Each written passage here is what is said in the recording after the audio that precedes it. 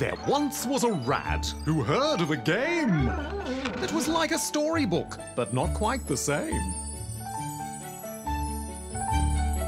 It had illustrations, but no pages to be found. And it had lots of words, and also plenty of sound. After much searching for this book that could be read in the dark, in a paper house, Rad found the devs of the storybook game, Paperbark. Paperbark is a game currently in development in Melbourne that has taken its inspiration from classic Australian picture books. In the game, you play the role of a delightfully playful wombat on an adventure around the beautiful Australian bush.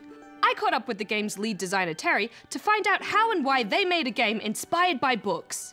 Terry, why did you decide to make a game like Paperbark? It originally started off as a uni assignment. We all studied at RMIT, and it was our final year project. We wanted to make a game that could essentially showcase an Australian landscape. A lot of kids' books kind of kept coming up in conversation. Books like Blinky Bill, Snugglepot and Cuddlepie, Possum Magic and that kind of thing. We really wanted to try and, capture that same kind of feeling that you have reading those books, but we wanted to try and see if we could make that translate into a game. One thing which was really evident in a lot of these stories was that our landscape is quite extreme, like we have bushfires and these really, really harsh conditions, and we realised that that was kind of what made it unique. It's not necessarily the specific plants and animals in it, but as a package and under those extreme conditions. So how do you reference these picture books through the game?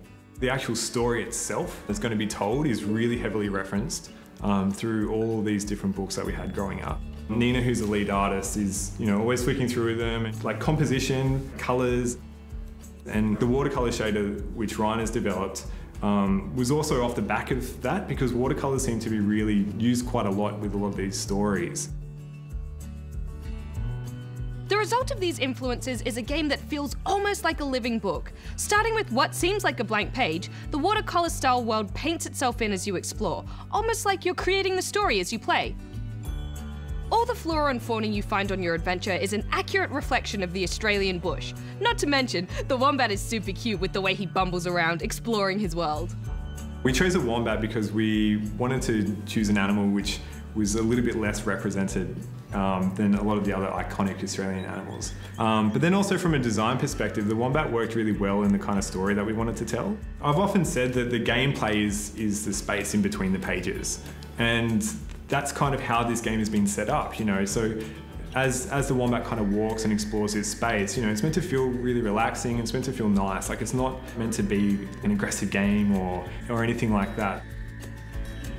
We wanted to get that kind of fluidity, just like with the watercolours, just this landscape being painted and you kind of wandering through the space.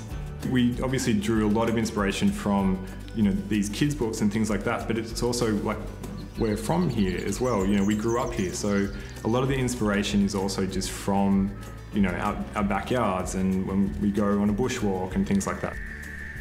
We kind of have set this game up so it'll get people a little bit more interested. There's parts in the game that explore different native flora and fauna and kind of explains where they're from and what they do and that kind of thing. So the idea is that it might kind of inspire people to want to go out and explore that for themselves in real life as well.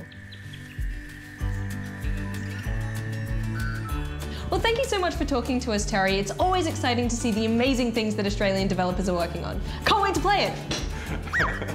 And with excitement, Rad bid farewell to her new Paperbark friends. She skipped all the way home, and that is where our story ends.